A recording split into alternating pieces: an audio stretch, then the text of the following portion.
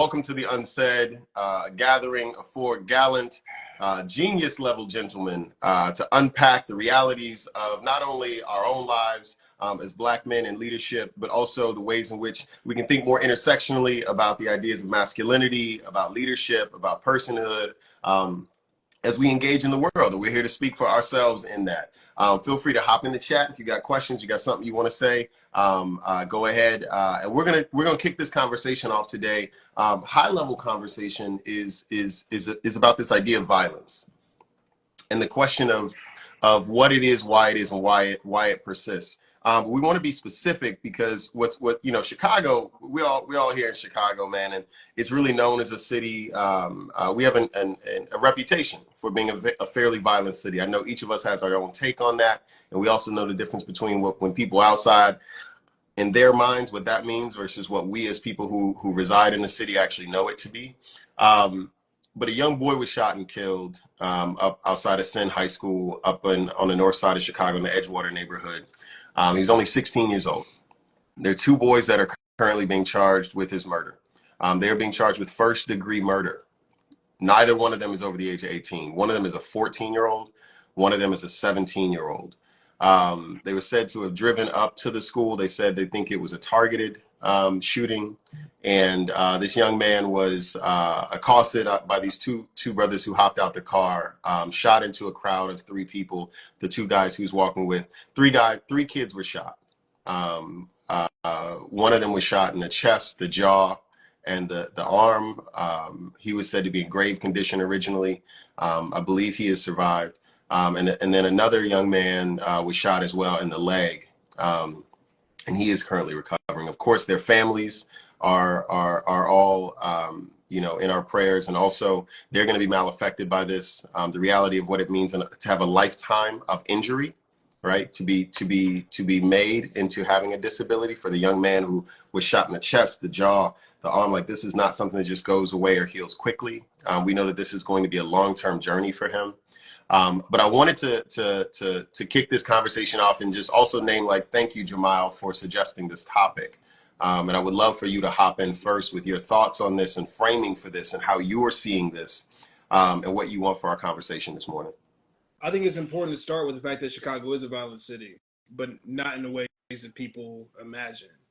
A violent city is one that will take people when they come to this city as refugees, Black people during the Great Migration, and tell them there are certain places that they can't live, certain jobs that they can't have, certain heights that they can't rise to, and then violently enforce those rules on those people. Continue to enforce them over decades, never repair the harm that gets done in the loss of capital, the loss of human capital, the loss of actual capital. Fund the suburbs with federal loans to the exclusion of Black people in those spaces, and then tell those people who they intentionally left behind that they are the problem in that community. That is a marking of a violent city. It is an act of violence against people to treat them in that way and to blame them for your own treatment of them. So when we talk about violence in the city, we can't talk about it divorced of the fact that Black people came to this city as refugees, fleeing the South and racial terror in that space, and found a different type of racial terror when we got here as communities. When we ask about what we should do with violence in the city, and we talk about the need for repair and the need to restore, and someone says, well, what do you do with a murderer? I think the problem with that question is it starts with a murder, and it doesn't start with the conditions that led to a murder. People react to the conditions that they are in, and we talk about young people not making good choices when we haven't really given them good choices. I got called up to Senn High School in 2019 because they wanted to put a boxing program in their school, and on its face, I'm thinking, why are they calling me to this North Side school? Why am I going up to this? In my mind, this is going to be a white middle-class school that wasn't going to have some of the issues that I was seeing on the west side of Chicago. And I went up there and I saw that wasn't the case. I learned that Chicago public schools is 90% kids of color. The white kids and upper class kids, upper middle class kids have left that system altogether. Have left it completely. And there's really a lot of spaces like a concern with what happens inside of Chicago public schools. So we end up in a de facto segregated school system, one that is continually fighting for funding, one where young people are experiencing violence in their own communities and have no landing place and nothing to do with the harm that caused, no place to unpack the trauma, no counselors to support them through this time, no mental health services, and no route to where they want to be in a lot of ways. And we wonder why we see these acts of violence. We continually fail to address the conditions that lead to this violence. Even charging this 17-year-old and this 14-year-old with first-degree murder, we say we'll be harsher on crime as if it's going to deter crime. We want to send these young men these boys to prison. They're going to sit in prison with other people who've been convicted of violent crimes and not getting the services they need to get better. They're going to come out and go back into the same conditions as they left, and we expect them to somehow magically do better. We are creating this cycle, starting with disinvestment, ending in violence, and using that violence to justify further disinvestment and imprisonment. And we're wondering why the cycle doesn't stop. We've got to find the roots. We need to invest in communities. We need to invest in young people and ask, what good do we need to be putting in their lives so that a 14-year-old, a 17-year-old aren't going up to school to shoot somebody over something that had to have been trivial to begin with. What good do we need to put in their lives so that they feel like they have more to live for? Yeah. Dion, what's on your mind? I thought Dion was frozen for a second. I think for me, I think it's important first elevate what Jamal just said, because that's everything of what I was thinking. We always start with the action. We never talk about the system of violence. And, you know, it's easy to judge people who respond to the inner workings of a system that was created to produce a result, as opposed to look towards the hand, the puppet, you know, the puppeteer. I think we have to always remember that none of these instances of violence are isolated. We have been caught in an inescapable pattern of violence generationally in this country, you know, and individually we sometimes make strides to get through and find a way, you know, so we think out of it. But the system as a whole continues to work that way. Like I was in Gary a couple days ago. I always knew it was close by, but I never actually went there before. So I was going to speak, and of course I wanted to come by early and capture some footage and stuff with some videos. And I was just amazed at how violent the city was. And when I say violent, I'm not saying I saw people fighting. I didn't see people shooting each other. I saw the impact of industrialization. I saw the impact of a booming steel industry and a booming Black community that had their jobs taken away forcibly. They had no say-so in it. Like a city that used to have 170,000 people, half of which were Black, that now has about 70,000 people. And the thing that struck me, unlike any other place I've been, especially in Chicago, like a lot of the abandoned buildings, they just left there. Like the schools were decaying, falling over. Nobody removed them. On the side of town where mostly Black people live, they didn't even they weren't even using stoplights anymore. They just put stop signs on the corner, like vacant gas stations. It was one strip I drove by on the street, and they had 2 strip clubs on the same street shut down.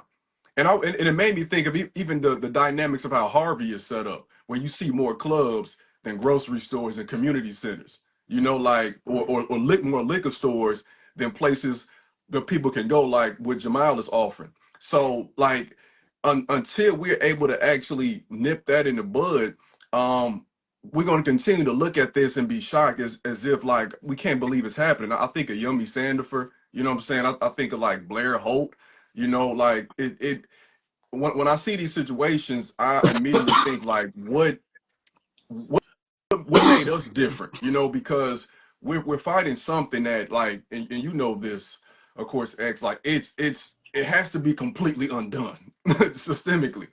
So we're fighting something on a day-to-day basis to try to just save kids because we see the waves coming, you know?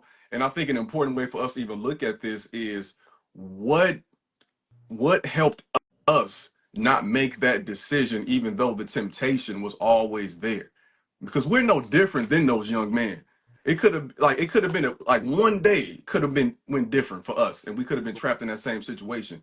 So what can we provide? And here's the thing: the thing I hate about stats that show, you know, violence and gun violence in Chicago and things like that. We can never truly quantify how effective we are and what we do because we can't find a number that says we prevented something from happening. So therefore, it's more difficult to prove that we're justified in the work that we continue to do in the system. Like we have kids who just protested to get cops out of their schools successfully. Our kids are screaming for help. They are well educated on these issues. They don't want these things to continue to happen, but unfortunately, the conversation politically will probably go right back to we need to add more officers, where in fact we need more resources for these kids. We have to find a way. We are expected to find a way to find a stat to prove our effectiveness, because people haven't fully humanized Black children. And because they haven't fully humanized Black children, they don't see that they should want the same thing for Black kids as they want for their own kids. Because what they want to be true of their schools, their communities, should be true for everybody, to have the resources and opportunities that young people need to be successful. When we talk about what it was for us that stopped us from making those decisions, and what people didn't have, who we were coming up with, that actually made decisions towards violence and to ruin their lives and other people's lives, we had support. We had somebody who resonated with us, and we had outlets. We had those three things. There was something there to give me an outlet for some of the anger that I was feeling. There was somebody to support me from getting from where I was to where I needed to be. And there was somebody who resonated with me, who just met me where I was and embraced me as I was. And without those three things, people are looking for a place to put that anger that they naturally feel. People are looking for somewhere to act out their trauma, because it can't stay inside of your body for that long. Oh, that part right there, bro. First, humanize Black children and act out your trauma. There needs to be a place for it, and then you need some support.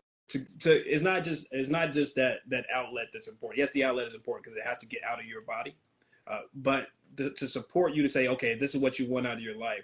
These are the steps that you can take, and this is the help that we have to get there. That's what people have naturally installed in their lives when you have the resources for it. But when entire communities lack that as a resource, we see this spiral of violence and punishment and disinvestment that we need to get out of, with investment in the support that people need and outlets for what they've gone through, and in spaces that they can resonate with, that meet them culturally and spiritually where they are.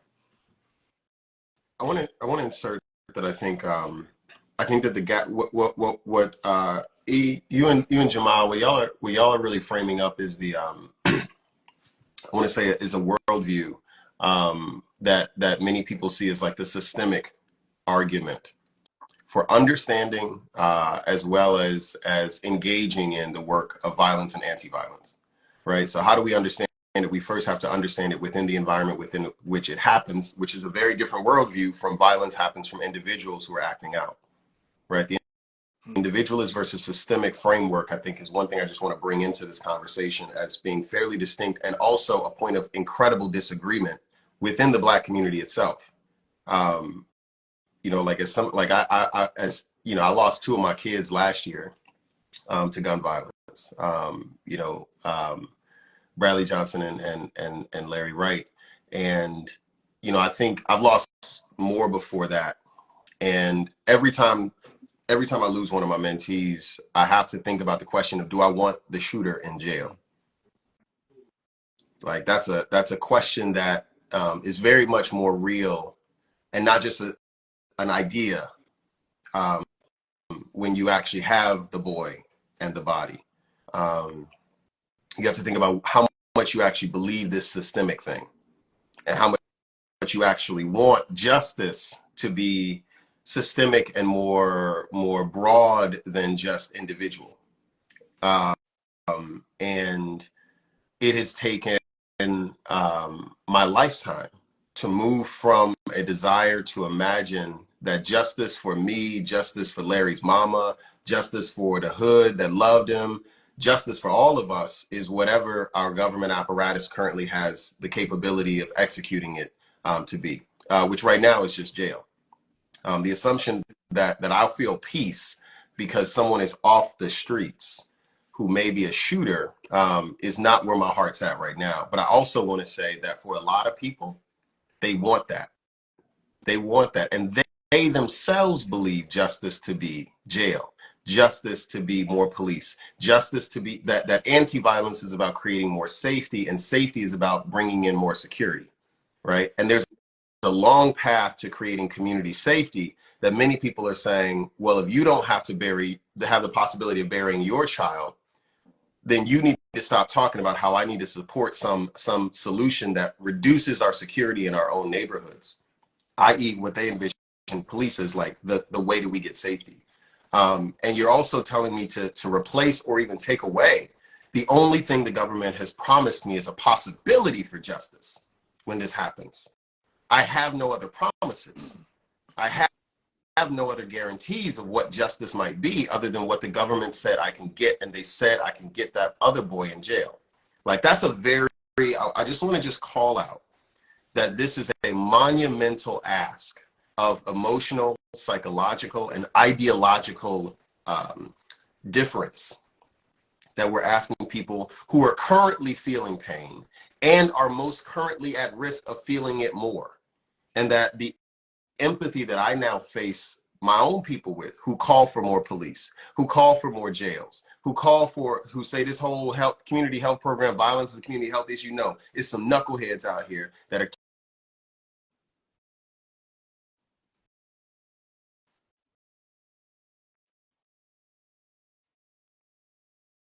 you don't have to pay for. I do. And that is very real in terms of what I think. This sounds a little harsh to those folks who believe that their insistence on not embracing a more community health focus, a trauma-informed focus, a historically relevant focus, a systemic focus on this gets in the way of us actually going in, not only imagining those new ways of engaging in justice and peace work, but also even doing the work if we imagine it, because they're setting themselves as detractors.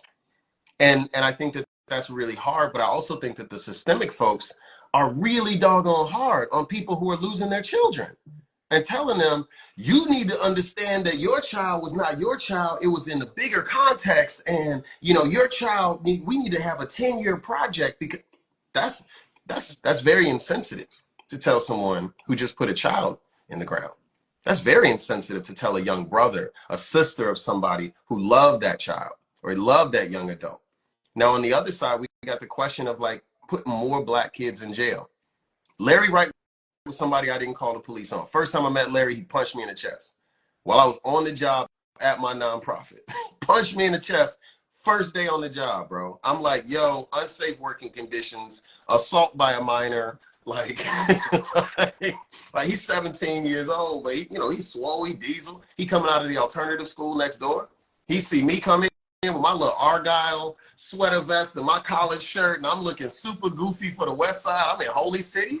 He like, yo, who is this dude? Who is Buddy? Like, and he was joking with me, but he initiated me with a really hard punch to the chest. And I could have gone down to the 10th District Police Department, filed charges.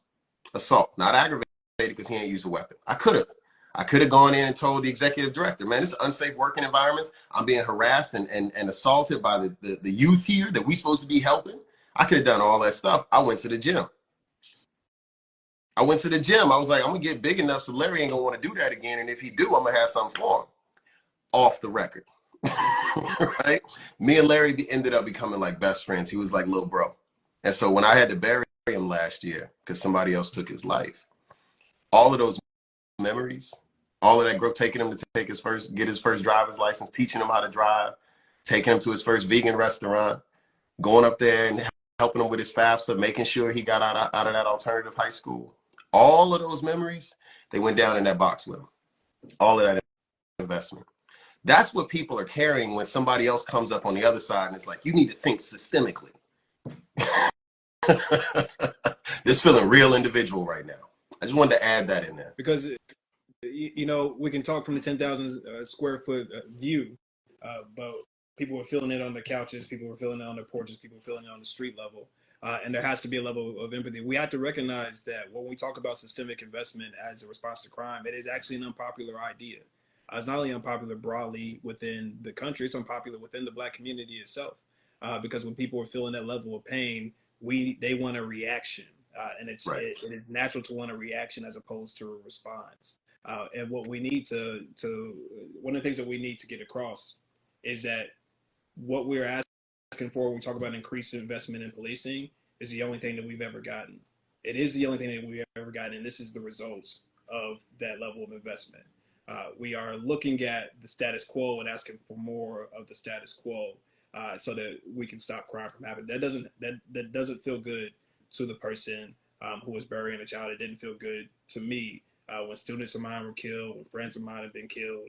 Um, I'm not sure how callous it sounds, but we need to sometimes get away from what feels good in the moment and get more towards what is going to address some of the systemic issues that we have, while also walking with empathy for those who are dealing with an incredible sense of unthinkable loss. The pain it feels to lose all the potential of a young person, to send your memories down in the ground with them, is one that I don't wish on anybody. From the students that I've had that have been killed, just the emptiness that you feel in that moment and want something to happen, in hopes that it can replace that emptiness, and recognizing that nothing actually will. What has happened to me over time, I've seen this time and time again. A kid gets killed, a response comes, we put some people in jail. Another kid gets killed, the reaction comes, we put some people in jail. I just got tired of seeing it. I got tired of seeing it happen over and over again, and recognizing those kids we're putting in jail are going to get out of jail, and what have we done for them? They're going back into the same conditions that we put them in. They're going back into the same conditions that led them to have a gun in their hand, to leave them with nothing to live for, so they can kill somebody else. And we need this to stop happening. I don't know what the lever is that we need to pull to make people see and understand this, but our current system is not keeping us safe. Our current system is not keeping kids out of the ground. Our current system is leading to the results that we're getting, and every system is perfectly designed for the results it currently receives. Right. We're perfectly designed to put kids in the ground. Right. Well, first I want to, Dion, I know I feel like you got a lot on your mind. You know what I'm saying? We can Understandably so. I've also I'm having real bad connectivity issues, so I'm not trying to mess up the conversation either. So I'm trying to, I'm staying here. I'm still supporting you guys, but also, I just always think about like the person, the family, and the people directly involved. And I always, while Jamal was talking, I thought about the fact that like so many, young people and so many people, especially Black youth, are transitioning to the point where a lot of our ancestors now are under 30 years old. Yeah. And the role that we play, the four of us, the first one is just to try to be empathetic and understand what we can, because we've all lost a lot of people. I've lost hundreds of people in my life. One of the craziest stats about my life is that while I was away in the Navy, the first year I was in the Navy, I lost either someone I grew up with, someone I knew, or a family member every week the first year I was gone. And you become, I won't say numb because you feel it, but I think what you try to do is, for us, we try not to only carry that pain and anger all the time because it gets really heavy. But the role that we've decided to play as us four and our immediate, friends and colleagues is to try to kind of reinsert love and understanding back into this grieving process, this process of loss, because like X said, and like Jamal touched on, even E said, I mean, we've all said it, like the cycle does not involve love, empathy, or understanding. You know what I mean? It doesn't. And of course there's things to be learned, there's leadership to be expressed, there's goals there, but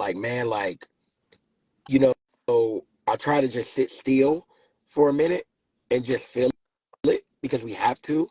I think what we tend to do is we try to feel and then move way too fast, as opposed to sitting still and just feeling the loss, because we just had an ancestor transition before they turned 20. You know what I mean? And it's crazy, but I don't know, I just try to feel and not talk as much, because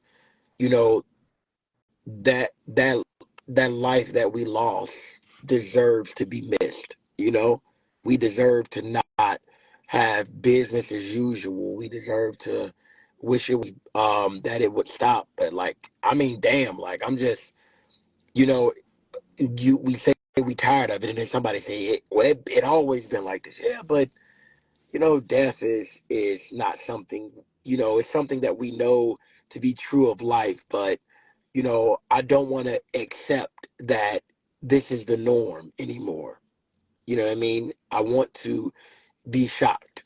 I want to be surprised. I want to be thrown off, as opposed to just waking up and hearing that we lost, another, you know, young, young person that, was not only already a leader and already a member of society, but who we could only imagine the heavy stuff that they're continuing to have to pick up today. You know what I mean? So I don't know.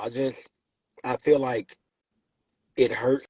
It always will hurt, and it is not supposed to be easy. You know what I mean? So, and it's different because I think like I'm exposed to the masses more than you three.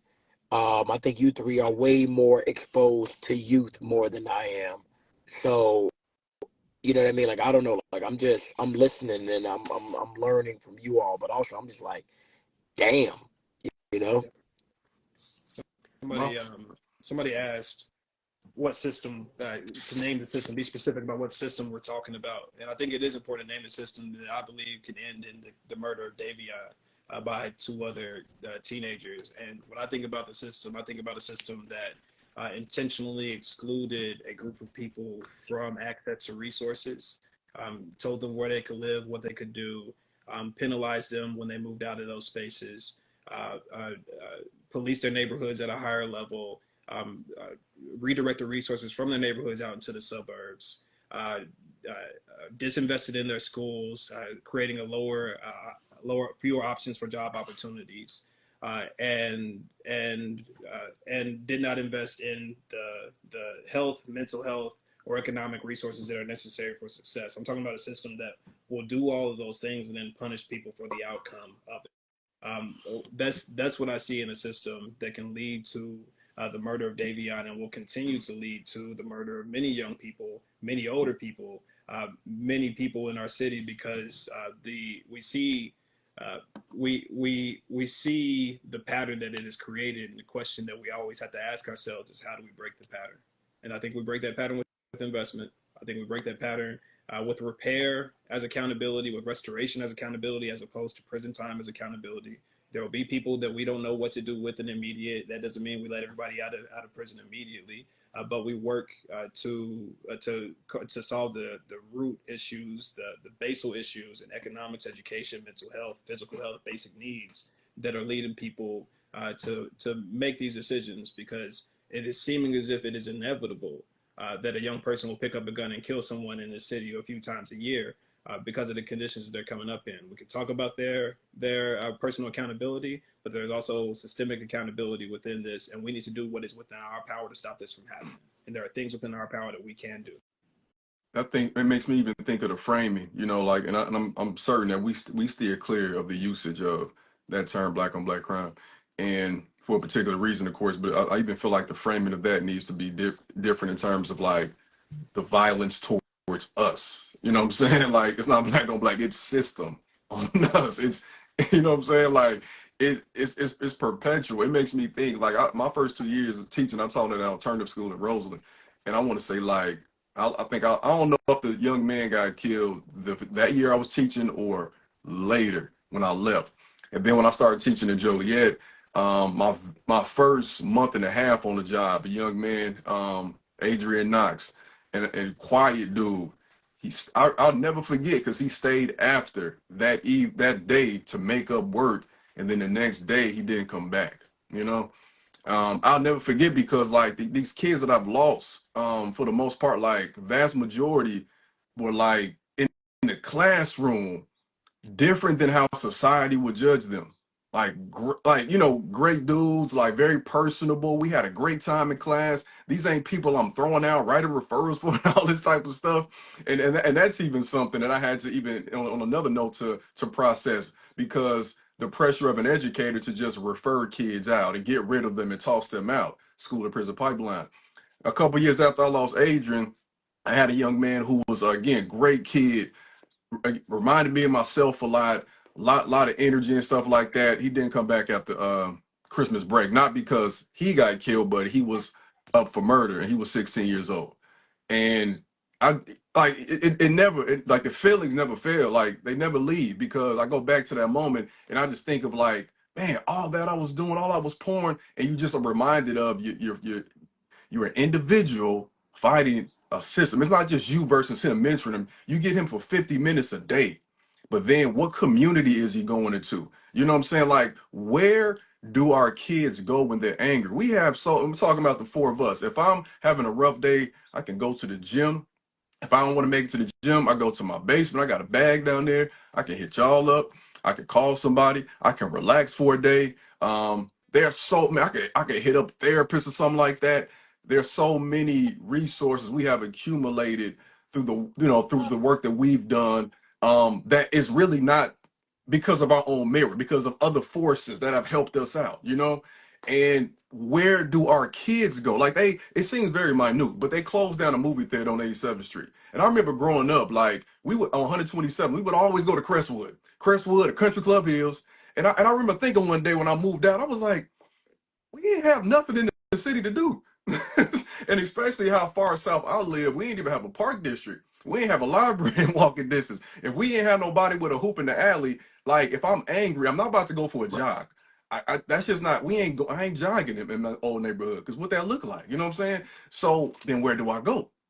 What do we do? And I want to belong. And these dudes up the street, they accept me. I might not like it, but they cool with me. They protect me. My mom, my dad at work, or they ain't around. And I just want to close kind of what we're talking about reminds me of Marion Cobb's book, We Do This Till We Free Us. And like the very first part, she says this right here. Some people may ask, does this mean that I can never call the cops if my life is in serious danger? Abolition does not center that question. Instead, abolition challenges us to ask, why do we have no other well-resourced options? And pushes us to creatively consider how we can grow, build, and try other avenues to reduce harm. Repeated attempts to improve the sole option offered by the state, despite how consistently corrupt and injurious it has proven itself, will neither reduce nor address the harm that actually required the call. We need more and effective options for the greatest number of people. Why is that the only option?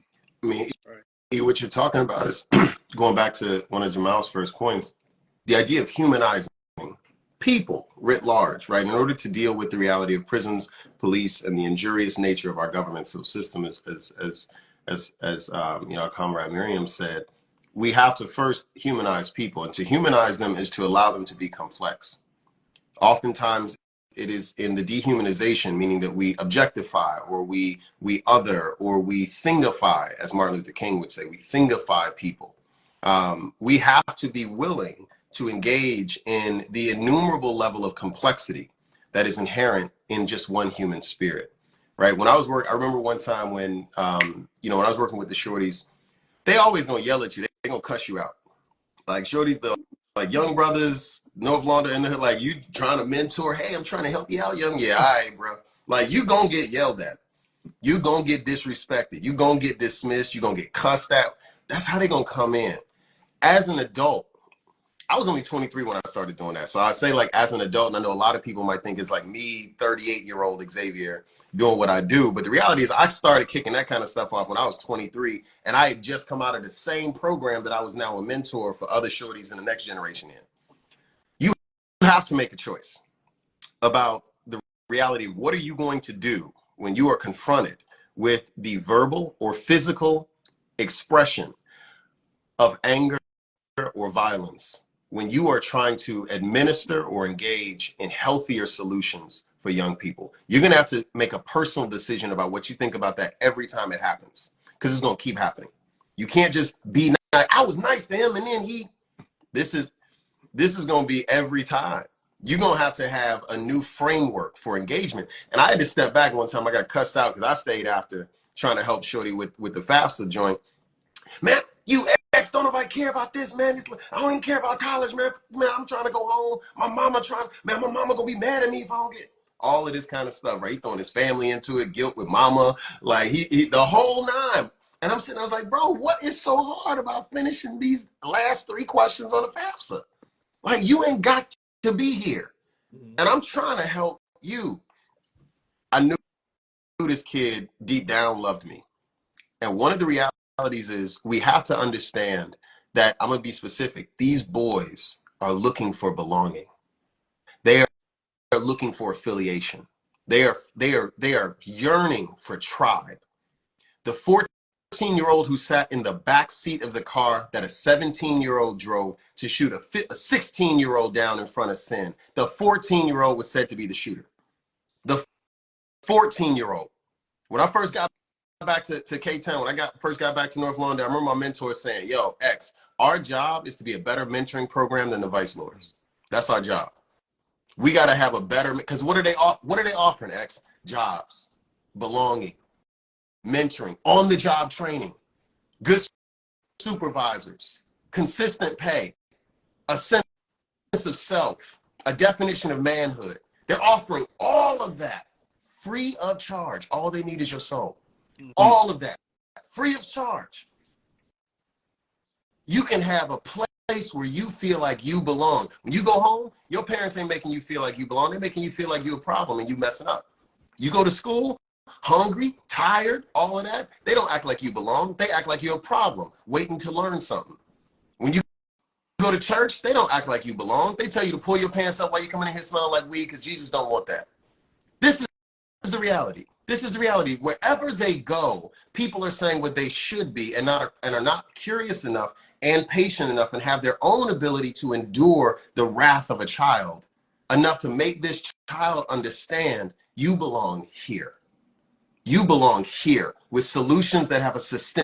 But I'm still going to get cussed at by this kid. I have to be complex enough as an adult to manage the understanding of my work in the systemic and historical place that I find myself in, while simultaneously having an individual expression of that only feels like love. Yep. And that's what I'm saying. I look at the practitioners, I look at the mentors, I look at the people who are supposed to be caring for these people. I look at the police who are supposed to be interrupting violence, not capturing and catching people who can't escape it. I look at the people who say we're supposed to be the leaders of this. We're supposed to have vision for this. We care for this. We want. I look at the us's of all of this, and I say, nah, bro. You want to hop in this work? You got to prepare yourself first. Not get inside and complain about how hard it is, or how violent it is, or how dangerous it is. We already know that. We already know that. This ain't no safe game. This is a contact sport, so to speak. And we have to prepare ourselves before we go in. We got to know that when Larry hits you in the chest, you don't file a police report and you don't sue the nonprofit you met him in. You go to the gym. You prepare yourself. Because otherwise, he's got to go talk to the police. Or otherwise, he's going to lose the nonprofit that is the only place that wants him to belong, that isn't out on the streets. If you take the personal approach that is non-systemically informed, the only thing you can do is deliver consequences and segregation to this child. That's the reality. So who's going to move if you don't? And that feels like a real hard message to people who themselves are being underpaid in nonprofits, or who are volunteering to be here. They're not getting paid at all.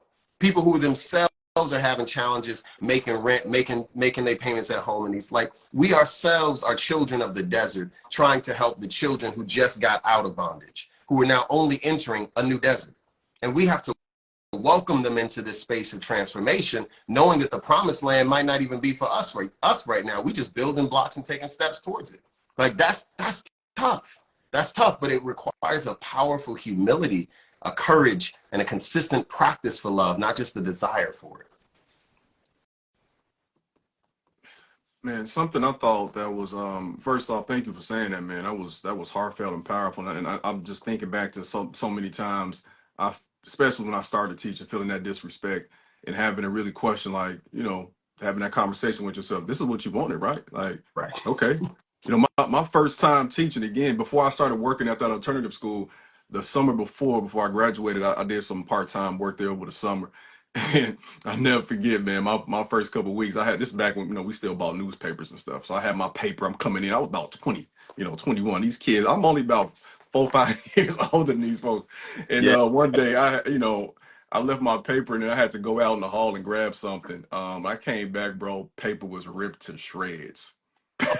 Just Oh, yeah. something real petty like that, boy. They was rolling. And I'm just like, what's wrong with these kids, man? Just like little stuff like that. And then same with your situation. When I started working there full time, I had a young man who got brolic with me, man. Yeah. You know what I'm saying? Like, kicked him out the class for some stuff, and he walked past and shoulder bumped me, and we in the hall like it was all. You gonna My thing was square with Shorty? no, because my thing was that happened I never felt the urge to fight. Yeah. But it was like more of a containing, you know what I'm saying? Mm-hmm. Oh, yeah. You know what I'm saying? But again, I was like 22. Was this when you had your long Egyptian curls? No, You laid them curls on them. This was 360 crim. This was brushing. You know what I'm saying? Yeah. There's a 360 I ain't seen crim no that exists. pictures of you with no butters, bro. But that question, man, again, like, is this what I want to do? And I don't want to elevate this real quick too. The model that Shannon Sharp and Mike Epps showed us, I think is something, like, I don't know if a lot of people caught that because the news cycle, especially on that side of the news, is really crazy. But Mike Epps called out Shannon Sharp in one of his stand-up routines. Shannon Sharp felt disrespected, how probably all of us would, and he responded in a tough way. Mike Epps responded again in a tougher way, saying, yeah, we're going to be in the same city. You know what I'm saying? It's my city. I know people, which I was like, yo, Mike, come on, man. But they, and I don't know if this got as much publicity, but they had a conversation. Because I think often, especially what gets lost in like the social media interactions too, is as Black men, or as even men in general, our language is disrespect, playfully. You know what I'm saying? Like, but sometimes we so stressed out over things, we don't know when that line is really being crossed, or if somebody is just kind of messing with us, so we feel like we gotta, protect our so-called manhood. Yo, as soon as we get on the line with each other, we BSing with each other, we roasting each other. But then there's a fine line between the feelings of we just playfully roasting versus, oh, he challenging me, and I gotta protect that. Yeah. I think it's. I think when I think about how violence happens, and to your point around, there's an everyday thing that could be interpreted as violence, right? Like roasting somebody, right? Like come in and just get them. Boy, I know you ain't come in here with that socks hat, boy. Look, we got Dion up there looking like Ice Cube. He looked like a fine Ice Cube like he looked like Ice Cube's son, right? Because he got that filter on right now that's smoothing out his wrinkles.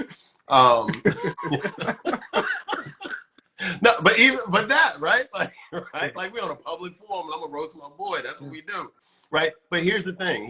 When it turns to violence, right? When it turns to violence doesn't just happen. Violence doesn't just happen in a person, right? Like it starts with often insecurity. It starts with insecurity, and when we're talking about a shooter or somebody who's punching an adult inside of school, something like that. When we're talking about violence, the reality, I believe, is that it is an expression of unmet expectation. And so when I'm able to be close to someone who is violent, the first thing I'm trying to understand is not like their explanation of why did you do that, because they're usually not in the mind space to have been internalizing and interpreting their reason for actually doing this. They're about to live with some of the consequences of what they did. That doesn't mean that they know what they did or why they did it. They felt something. If you're not talking about somebody who's gone through the conversations with themselves, who has a practice for internal intellectual unpacking of their emotions, they're not going to explain to you exactly in a clear way why they did what they did. And so it's better, I find, to see, what did you expect from this person? What did you expect from this environment? What did you expect from this world that you didn't get? Because oftentimes violence is the expression of someone trying to take power back for themselves. The ego externalizing itself has a desire to own itself and say, I am self-powerful, I am self-protective, I am. And we have to be complex enough to get into understanding where their I am point was when they felt someone else took it from them. And that requires a certain level of proximity and relationship and care and complexity and the ability for us to verbalize it. But if we stop saying these bad kids or these bad adults or these criminals and these sorts of things and start saying these are people who did not know how to manage the expectations they had about the world. And if we could be curious about that, we would understand that in order for them to expect something of someone else, they have to also imagine that they're already in relationship with those other people. So you're dealing with a person who understands that they're in relationship, even if it's just due to proximity because you're in the same classroom as me. They feel that relationship and they feel the breach of fidelity to belonging in that. Now, this may sound like a real like fancy way of saying all of this, but what I'm saying is that, we're talking about expectations and we're talking about people who may feel insecure because they don't feel that they can provide something for themselves, whether that's a sense of self-worth and somebody else called them out, embarrassed them in front of a group of girls, and now they got to bust back because they themselves didn't have enough sense of self. Or it's because somebody else took something from them materially. You stole my pen, you took my books, you tripped me in school, like whatever, you took my bag, I didn't ask you, you don't be touching my stuff, right? This is a person who has abandonment issues, who has resource issues, has a history of having to fight for every little thing they got, and they're only 14, and now they're in the back of a car strapped up about to go take something. This is the reality. Like, we have to be more complex about how we see this. We have to be more involved and engaged in the ways that what therapy as well as communalism is teaching us about how we're connected individually, but also still responsible individually. The question that I'm leaving with today is, how do I make community change, community investment, restorative approaches, and reparation? How do we make that feel like love? Yeah. And how do we meet people in a space where they're hurting and they want a reaction, where they're hurting and they need something to make them feel safer, regardless of whether or not I feel like it's actually going to make them feel safer? How do I make the broader response feel like love to them, feel like empathy, to lead with empathy and love myself in ways that we can address the issues that make it so that that kid doesn't have the resource problems that makes him want to strap up and go take something from somebody else, or makes it so that he can deal with disrespect, and makes it so that the person doesn't feel a need to disrespect them. How do we take the communal approach, make it feel like love on the individual level, so that we can gain more traction in that realm? Yeah. Dion, you want to give us a closing thought, man?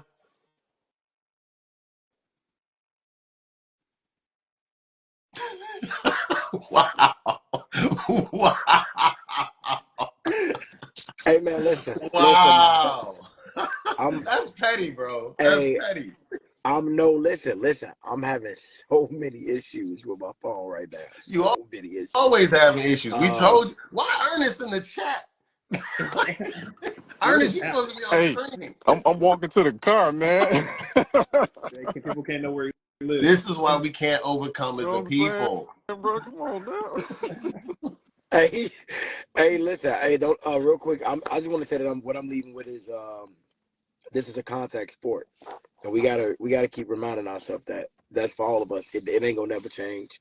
And like what Ernest and what X says, like, man, what did you expect? Like we playing a contact sport. I gotta remember that, man. But other than that, I'm gonna go ahead and hop out before my phone disagrees with me anymore. So in the most digitally interrupted way possible, this has been the Unsaid with the corniest of corn rolls, Xavier Ramey. Jamal gets a haircut every week except for when we filming, and Ernest, who decided to randomly hop in a car even though he has one foot. He want to go hang out with Colin Kaepernick. Hey, right. Hey, I'm out the boot now, y'all. I ain't even tell y'all that I'm out the boot. You out the boot? Yeah. I'm walking with a limp now. Walking with a limp. That's how we get up. Yep. See, Obama been out of office 8 years and your phone's still glitching. Ain't nobody here with Dion saying. Dion just died, bro. He turned into an Atari. Hey, I hate y'all. Bye.